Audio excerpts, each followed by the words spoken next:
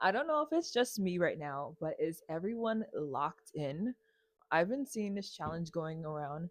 If you've been online in the past month or 3 months, especially quarter 4 of 2025, you've come across the term lock in challenge. And it's been widespread of people on social media posting about them finally locking in on their goals and making decisions for themselves. And Gen Z and millennials have been spearheading this trend of showing how to be disciplined and to be dedicated to achieving goals. And it's been one of the more positive trends, let me say the least.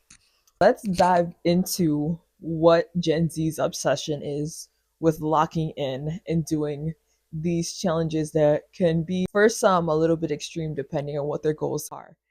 When you're grinding, when you're locking in, there's going to be days when you wake up very sore, very tired, not trying to do it.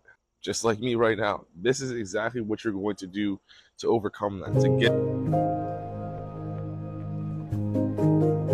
Let me ask you a uncomfy question, Gen Z. Do you honestly think you'll be able to buy a house in the future? Look, I'm not trying to be negative, but let's be fucking real. Our parents bought homes at 25, making 40K a year, and now you need 150K to qualify for a shoebox in the suburbs.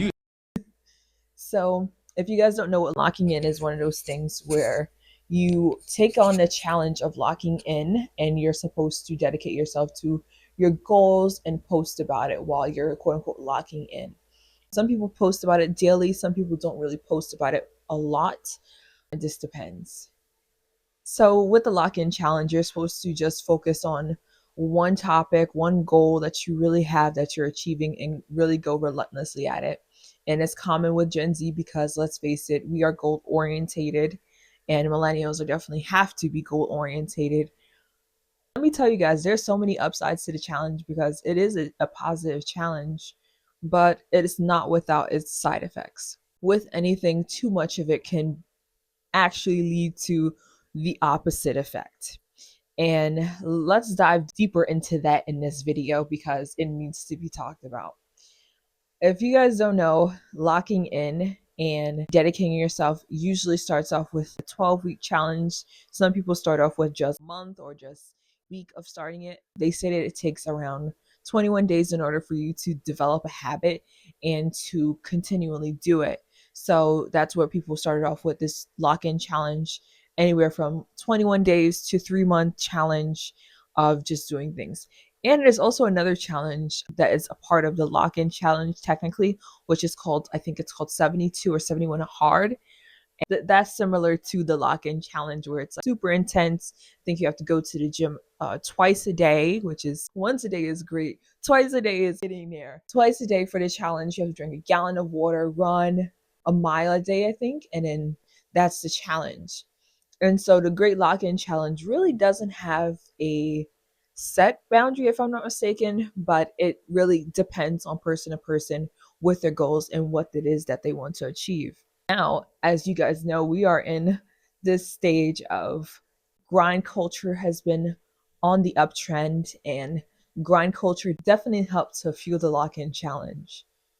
If the main reason why the term lock-in challenge has come about is because let's face it, Gen Z is adapting and dealing with more challenges, whether it be from media consumption, doom scrolling on your phone, and just overall having distractions in front of you on a daily basis. There's so much information that you can consume on a daily basis just at your fingertips, or even talking to people. With the Great Lock In Challenge, it really challenges Gen Z's mindset and their way of living, actually, too, because it's saying, hey, don't do this. And the upside about the challenges with anything, there are always drawbacks and side effects. Let's deep dive into why locking in can be really positive and also have really bad parts. The lock in challenge also did something that was pretty unexpected. It actually did something positive for people, whereas though they chose to focus on self improvement and self and personal development on TikTok, sharing their journeys, sharing how they balance out work, life, studying, school, all of these things, and goal achievement. And let's say that was probably one of the most positive parts about it. The downside, it does. And one of the things about productivity culture is that sometimes it does not know its limits. And sometimes that limit is unfortunately burnout.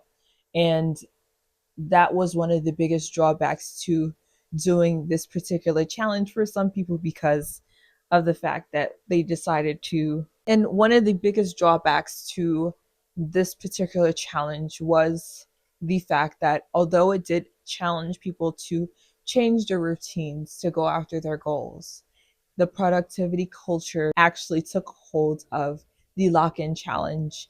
And as someone who is also a Gen Z, let me tell you guys, this generation does not know what long term thinking is because we have grown up with microwaves and access to microwaves, and instant gratification is readily at our fingertips for the most part.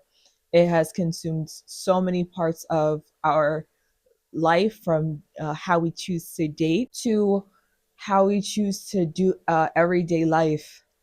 There's so many parts of our life that is now, streamlined for convenience. And the lock-in challenge, so many other things like community building is not convenient because it makes you face the reality of the inconvenience of it. And that's basically that with the productivity culture and having the lock in challenge, the productivity demands of the deadlines that people were placing on themselves really were sometimes unrealistic. And having, if you ever have done a challenge like the lock in challenge, doing challenges like this really do help if you're kind to yourself. If you meet a deadline is great, you get rewarded, but if you don't meet a deadline, it's right back to zero, which I definitely don't agree with. That's the main part of the lock-in challenge that really threw people for a loop because of this constant need to grind and to be productive, that you actually wind up being the opposite. You wind up being less productive because of the fact that instead of you taking the time out to do long term and pacing yourself, you want to run a marathon with no training, just diving in and just trying to change aspects of your life. The truth is you cannot change majority of your life overnight. That's just point blank period. It happens over time. And I think that Gen Z needs to, some of them need to realize that you got time for the most part, and that there's no need to also be performative. A lot of people were also performing during the Great Lock In Challenge. There were also people, this girl who decided to go climb a mountain, and they get to the trail, and there's this girl there, and she decides that she wants to climb the trail too. Then the people are watching her come out of her car, set up her tripod, do a few Instagram model shots, and then get back in her car and then leave without doing the trail at all. And that type of performativeness for social media is nothing new, and definitely was playing a part of the lock in challenge because of the fact that if you're going to sit there, scroll, and then compare yourself to someone who probably didn't even do it what they said that they would do in the first place, that can definitely impact your results if you decided to compare yourself to everything that you saw on social media. And that is leads me to the next thing is don't believe everything that you see on social media, especially with the lock-in challenge. And I think that the one of the biggest takeaways from this video is that the lock-in challenge was an amazing challenge because it grew so much positivity with in an audience. And even though social media majority isn't having those positive moments, this challenge was more positive than a lot of the other challenges, because having a language for that level of deep focus and locking in is great. And sometimes this isn't a video to knock the lock in challenge at all. I'm really with it, and I actually also completed my own. It wasn't really a lock in challenge, that's just my daily life. For some people, the lock in challenge is not a challenge, it's just their daily life of self improvement and also challenging those parts of yourself and looking to get better on a daily basis. And there's really nothing wrong with that. And that was one of the greatest things about the challenge. And if you really taken anything from the video, is that the need to lock in is real, especially in 2026. Having the right mindset, the right things in order for you to reach your goals and to achieve the lifestyle that you would like to achieve is super needed, and it's also very possible. And although the lock in challenge, recapping everything, it did breed a lot of anxiety for people because of the fact that they might have compared themselves. And really taking something from this video is that comparison, and also having anxiety from seeing the influencers on social media portray a narrative that may have not been entirely accurate, is definitely something that shouldn't be done, but it's easier said than done. But with that, there's so many opportunities in order to still better yourself and to watch those videos with a grain of salt, because of the fact that no one's perfect. Perfection is one of those things that we all try to achieve and try to attain, but really always come just shy, just this little bit, a little off of that perfection. And sometimes that makes things better. It's not the worst day and it's not the end. It's really just the beginning. So I encourage people to keep locking in.